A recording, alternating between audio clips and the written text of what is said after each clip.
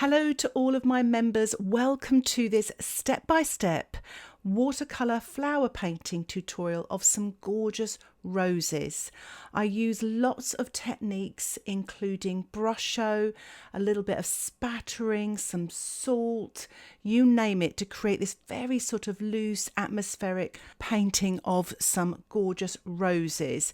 This is the reference photograph. A link for this along with a list of all the materials I'm using can be found in the description below, but I just fell in love with these colours. They are stunning. So before we get started, I thought it'd be a good idea to just do some colour charts. I wanted to decide on the best pink to use. I think this is a really key colour here. The yellow I wasn't too worried about. I'm using Daler Rowney's permanent yellow. You could even use cadmium yellow or Hansa yellow light. This is Winsor & Newton's permanent rose. It was always my, and has been my, go-to colour, especially for beginners. They always seem to have this in their set of watercolours.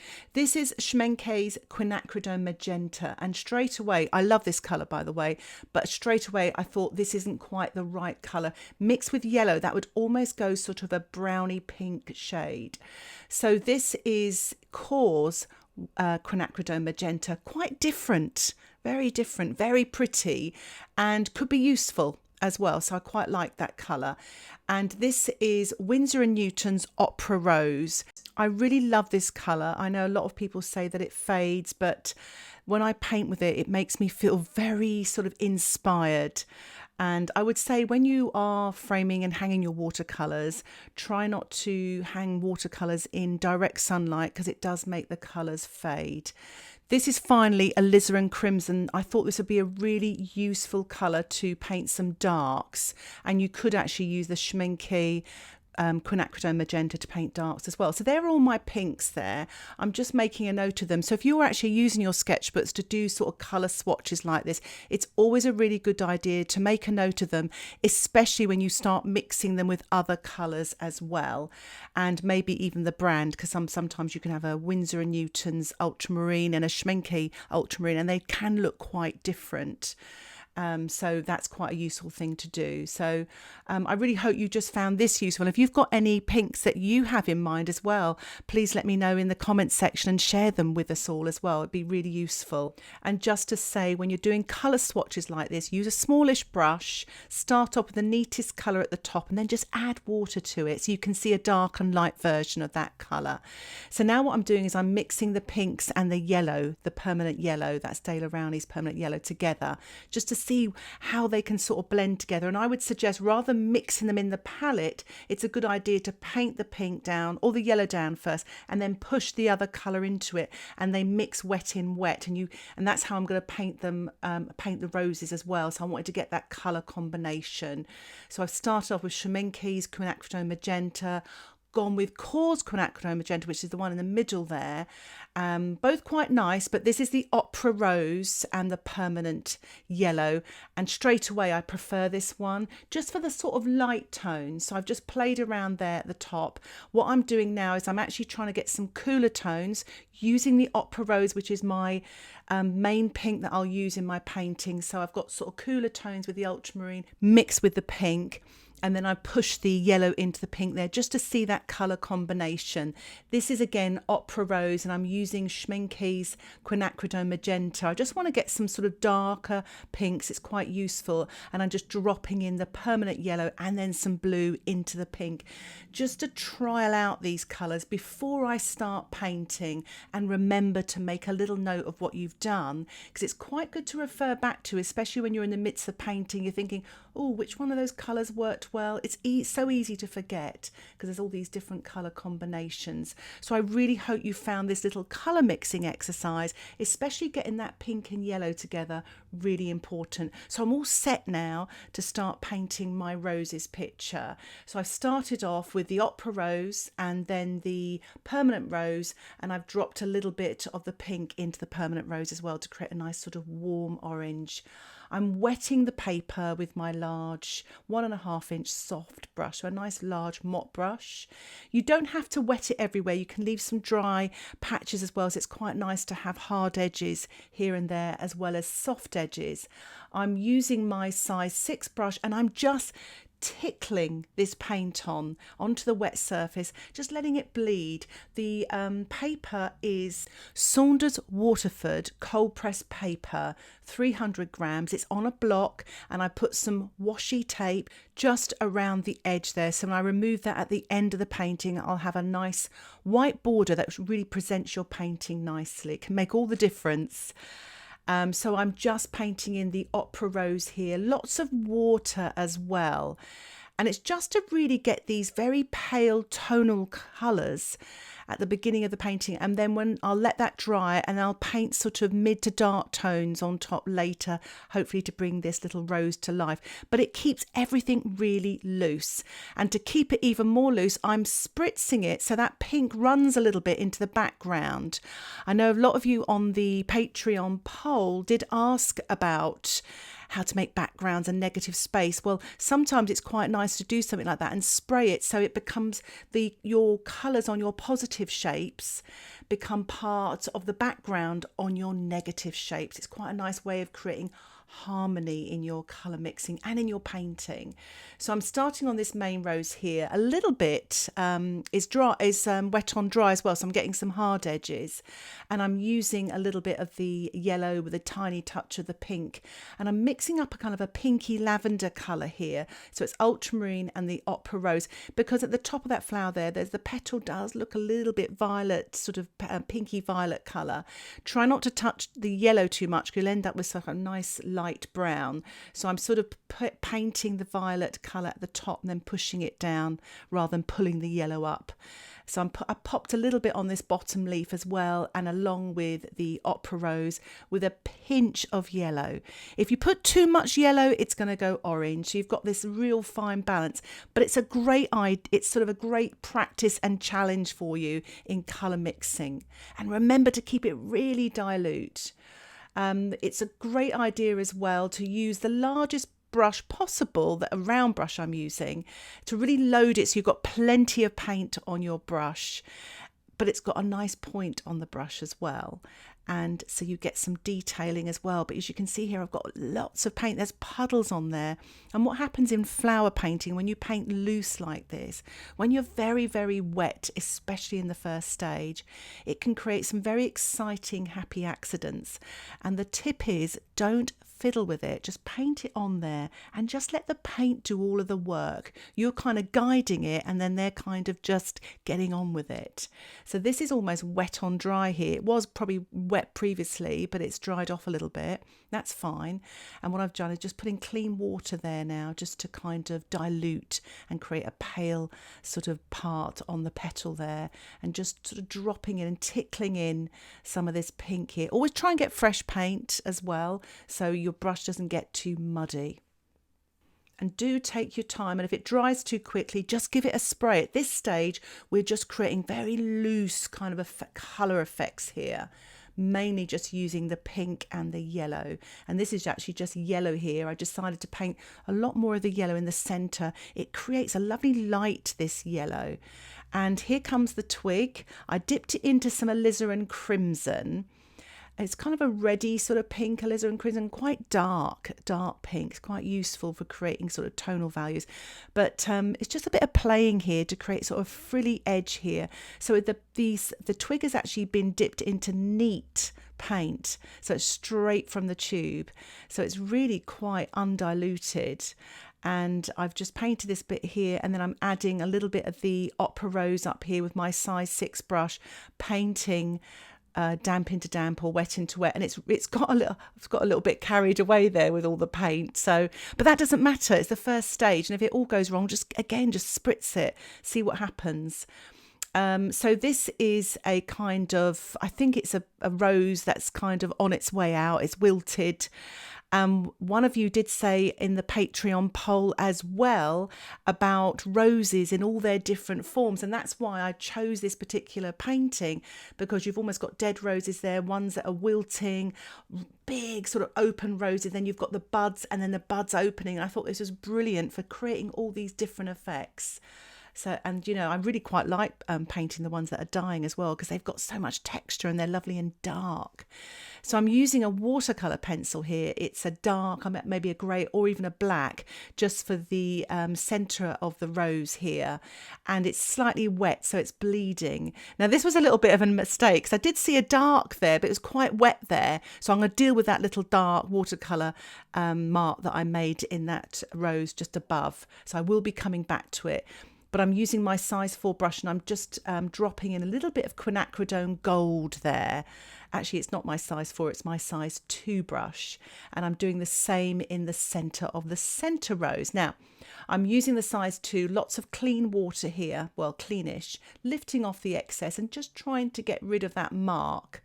I'm not that experienced at getting rid of watercolour pencil marks, but that will be okay. I've pushed it back, it'll be fine.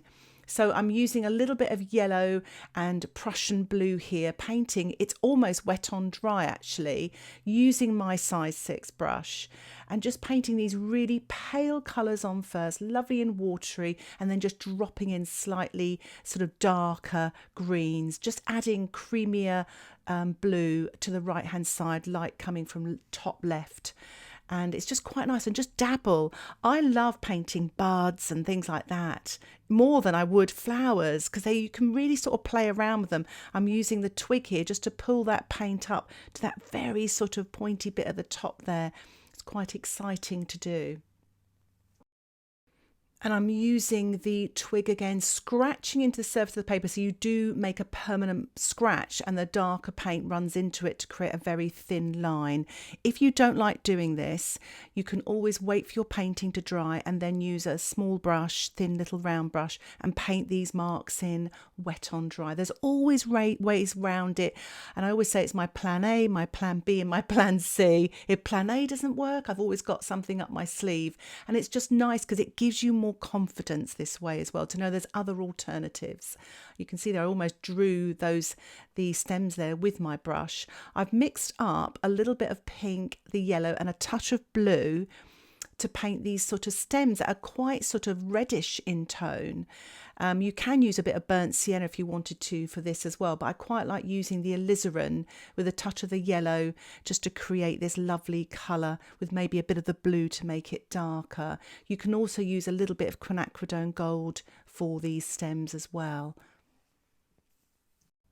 So I'm still using my size 6 brush. If you find that's too big, you can always go to a smaller brush. Do what makes you feel comfortable, especially when you're painting very fiddly areas. And I'm just painting this larger bud now that's opening up, so it's got a little bit more interest here where I'm painting using quinacridone gold, touch of blue as well. And you can use ultramarine or Prussian blue, and if you don't have those, you can use cobalt blue or cerulean or phthalo blue. You can practice them. I love varying my colours sometimes, trying out different colours. Even the indigo and yellow make some beautiful greens as well. So I'm just mixing up. It's more of a mid-tone green here.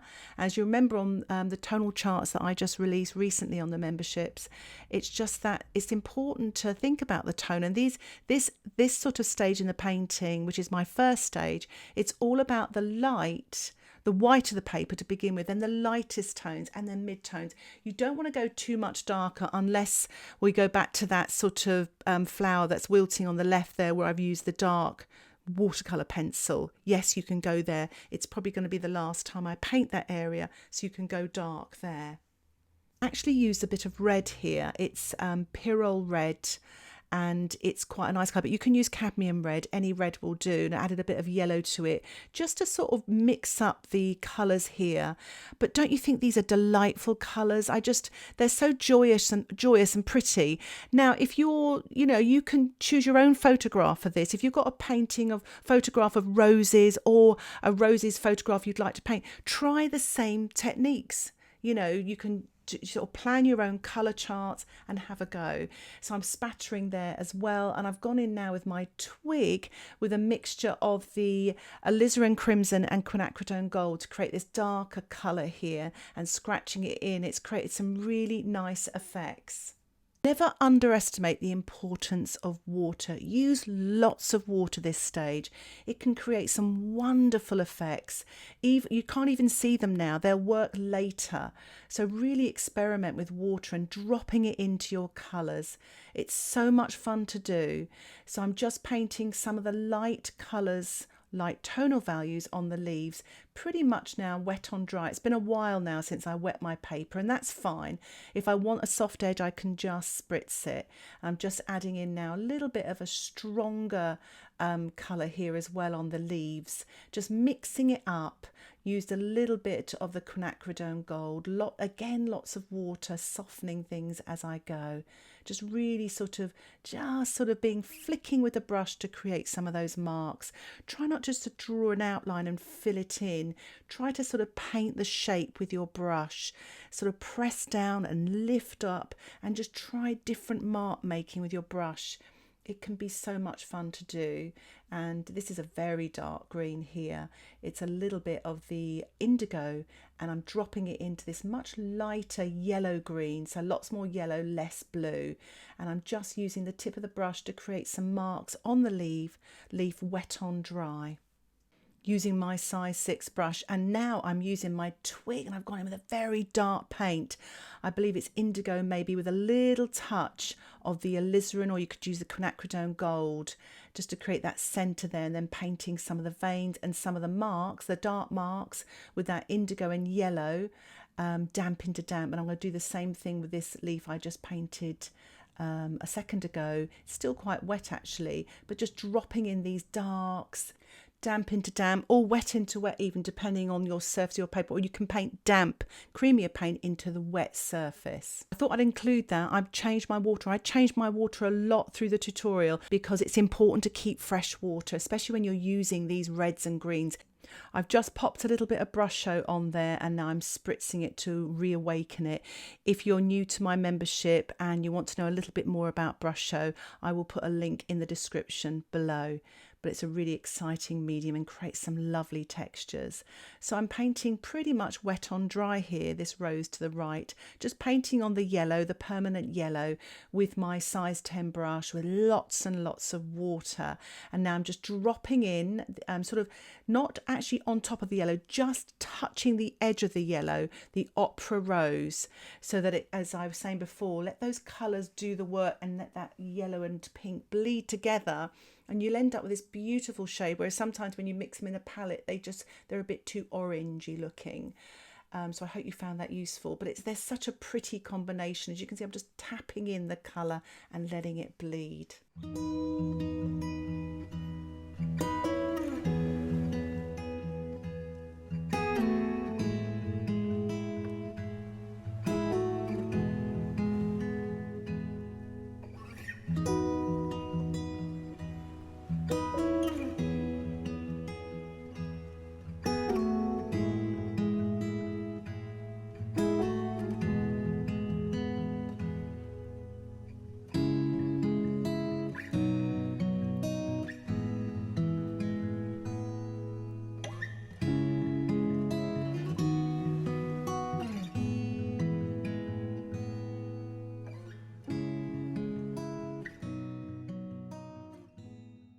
To stop myself from fiddling, you saw that I gave a little tap of that opera rose and yellow mixed together.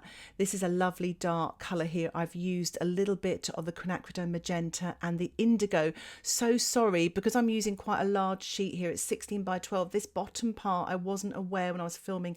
I slightly cut it here.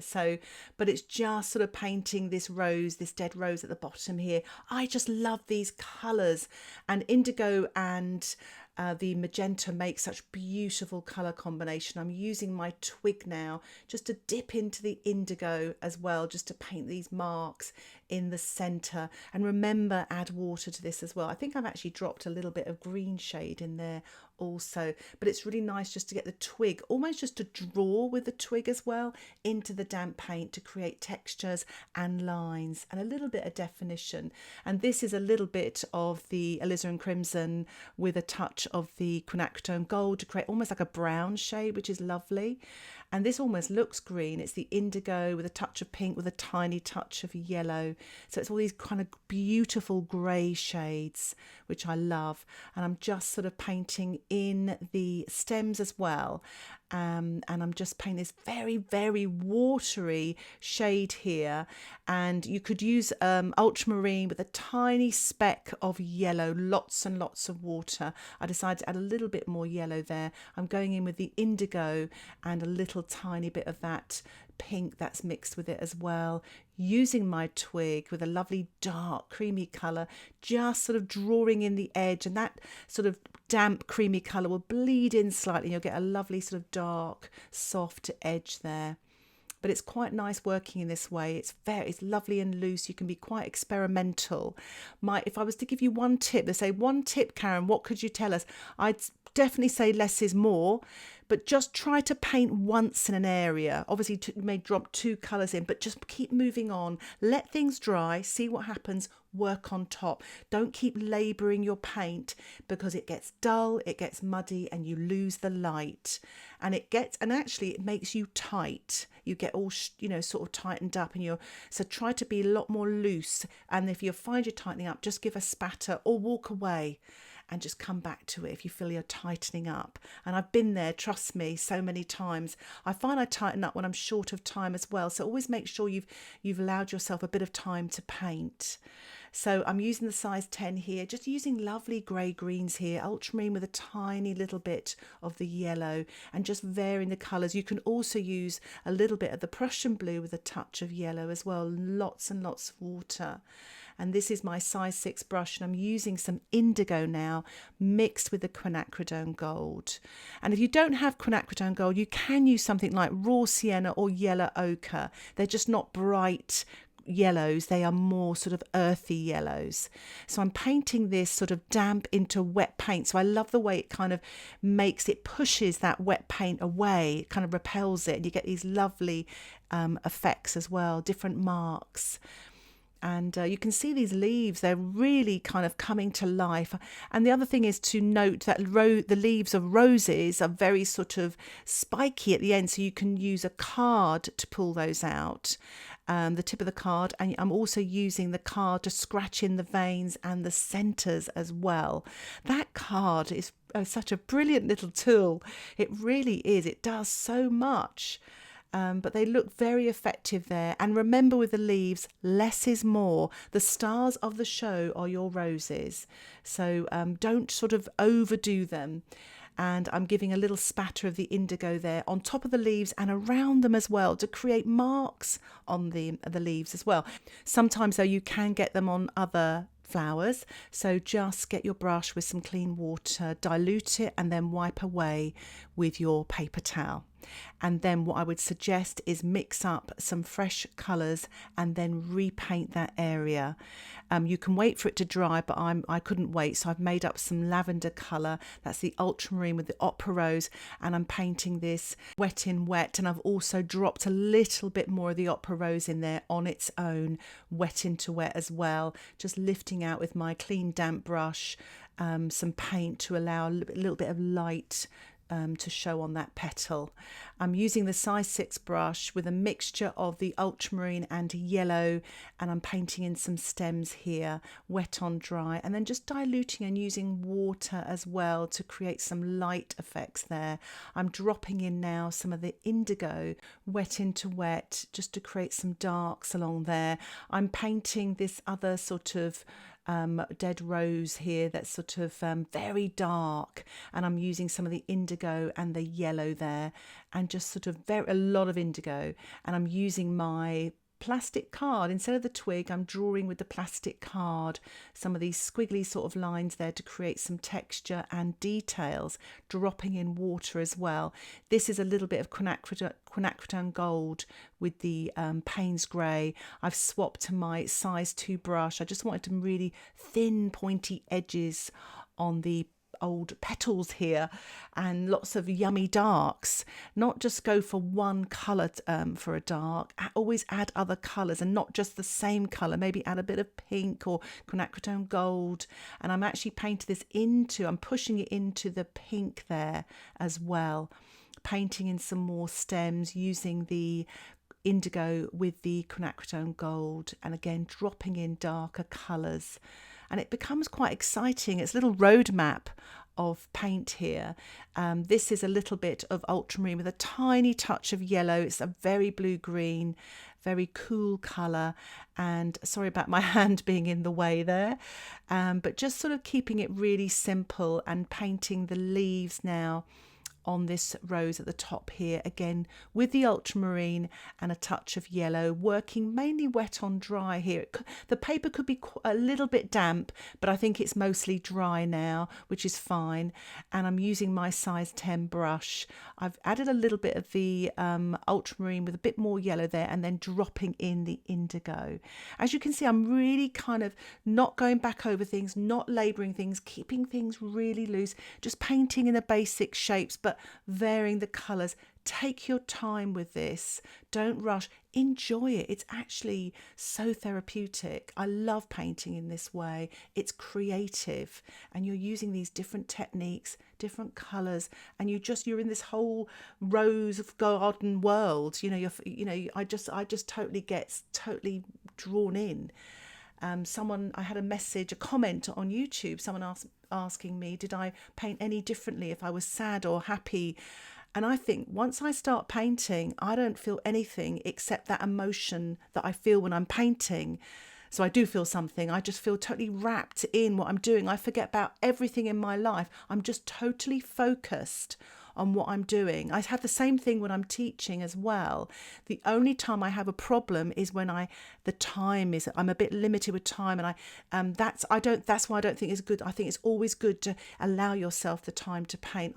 You saw I put a bit of black Brusho on there, and you can see all the different colours that black Brusho have. And I've given it a little spritz there, and it's really kind of created some lovely textures around those leaves.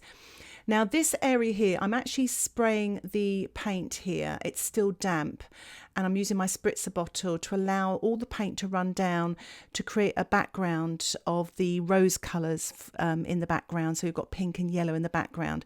Just to say though, the two roses on the left, it's a second stage part of this painting. I didn't realise the camera wasn't turned on. So I've dried my painting, painted on top, and realised the camera wasn't working. So apologies for that. But what I'm doing here with this rose on the right hand side is I'm painting in exactly the same way. So I'm mixing up a little bit of the opera rose with a touch of the yellow, and just painting around the edge with my size 10 brush, wet on dry, and just varying the colours. I've also got a little bit of permanent rose squeezed out. And if you don't like something, do what I'm doing here, wet it with your brush with clean water, and then just lift off so that you go back to your underpainting. Just wet it very gently so you don't disturb the paint underneath. So I'm basically almost drawing an outline with this watery paint to show the sort of structure of this rose here where the darker areas are. And I'm just sort of printing and pressing with my size 10 brush as well to get all these kind of almost abstract marks that you get in the shape of the rose there, keeping everything really loose. I've swapped to my size 2 brush here, and I'm just painting on some of the permanent rose now, damp into wet, just to show some of the dark edges on the rose here, just to give a little bit of structure to the rose without getting too tight. What I did with that centre rose, which is pretty much what I'm doing now, I painted some darks in the centre as I'm doing on this bud with a little bit of alizarin crimson with my size 6 brush. I spattered, and I also dropped a little bit of Brusho in as well and spritzed it, so I got some really nice effects going on there. And of course I turned it upside down then and sprayed, which is quite, as you can see, the yellow ran, so it's a really nice thing to do. So it's just building up that little bit more detail, which is what I'm doing here now with the stems, just little bits of dark here and there. A really good tip is when you're painting your next stage, don't paint all over your light areas. Look for those mid to dark tones and use clean water and a damp brush and sort of blend away the darks away from the light, so you don't pull it all over the light. So it's really important to do that. And if you feel you're losing it, just lift off, as what I'm doing here. The light is so important, and it's so easy to lose in watercolor painting because the paint kind of travels a little bit. I'm using some of the indigo and yellow here and just sort of popping in a few dark tones now. So I'm using my size 6 brush and just really disciplining myself not to lose the light and mid-tone, just to pop those darks in. Sometimes if you half close your eyes, you can sort of see those darks, and sort of just discipline yourself just to paint them there, and don't let your brush go too far over your light areas. Remember, less is more.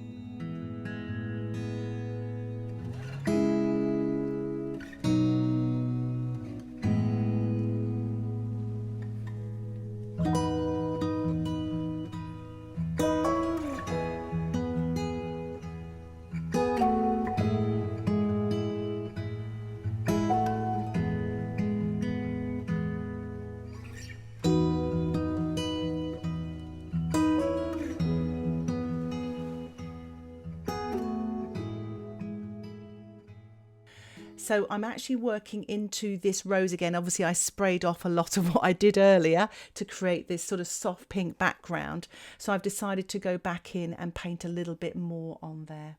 So I've used a little bit of the opera rose with the yellow, actually mixed together this time. You get a really pretty sort of pink colour there.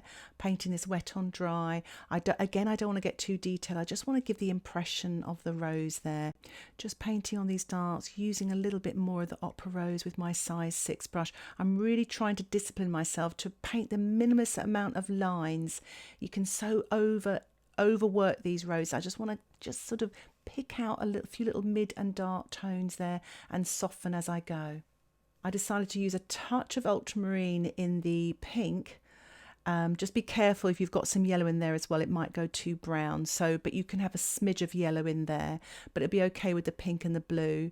And I'm just sort of really drawing the centre there with that colour, with the pink, and a touch of the alizarin crimson as well, just to make this a bit darker, working wet on dry, just to sort of form that centre there, the way the petals curling around each other, tighter in the centre, still using that size 6 brush, working wet on dry.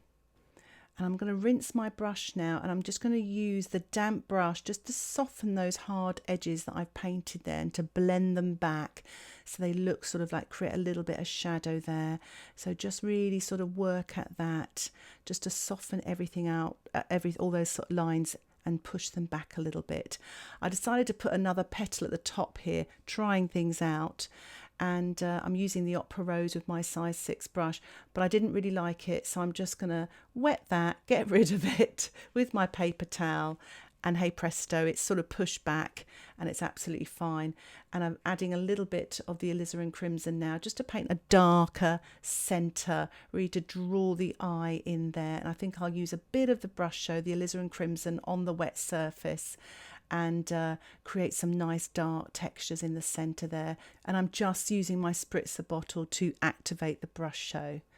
I'm using my large flat 1.5 inch brush, nice large soft brush, and as you can see I've dipped it into my water pot, so it's really wet, and it's activating some of the black Brusho there that was still, some of the powdered particles were still there, but I'm just going around wetting the negative space, the background, just very carefully. If Brusho gets activated, it's absolutely fine, it's all part of the yummy textures. And I'm just wetting this top part here as well, just with all this dilute water. If you find your brush is getting a bit contaminated, just rinse again and just dilute again. And I don't mind if I'm going over the flowers and things like that, and I'm happy for things to smear if they're still wet. It creates a background for you. It just creates these soft shadows in the background. I was tempted to paint the garden behind, but I thought it was just going to be a bit busy, so I've just kept it really simple, using this sort of grey blue here. You can use a bit of cerulean with indigo, and I'm using a little bit of yellow here, wet into wet as well, just to create these really soft sort of atmospheric colours, to let those roses come forward and not the background. So it's keeping it really cool and I'm working my way in around the sort of more intricate areas using my size 10 brush. It would be quite nice to put a little bit more black Brusho at the bottom here while the paper's wet. I quite liked what happened on the left hand side there at the bottom, so I'm just sprinkling a little bit of the Brusho. Remember, less is more with Brusho. A little goes a long way. I'm just developing here the centre of this right poppy, and with my size 6 brush, and I'm spattering the background with some of the pink opera rose as well, giving my brush a little rinse and spattering some of the orange colour. Almost looks like maybe there's a rose there in the distance, and I'm just softening some of the Brusho. I picked up some of the black Brusho there and just painted a little bit at the top, which is quite nice. It almost frames everything, but you know, this is all very, very loose. I thought I'd sprinkle a little bit of sea salt just in the centre here, and I've allowed it to dry, and you can see it's created some nice textures in the centre, removing the washi tape, and you can see there's a really nice white border there. I'm delighted with my painting, and I really enjoyed painting it, and I hope you enjoyed watching and that it inspires you to have a go at painting these loose roses or something of your own. Thank you so much for watching. If you'd like to share your work, remember you can do that on the members Facebook page, and if you have any questions, please put them in the comments section below. Thank you for being part of the memberships. Happy painting. Bye for now.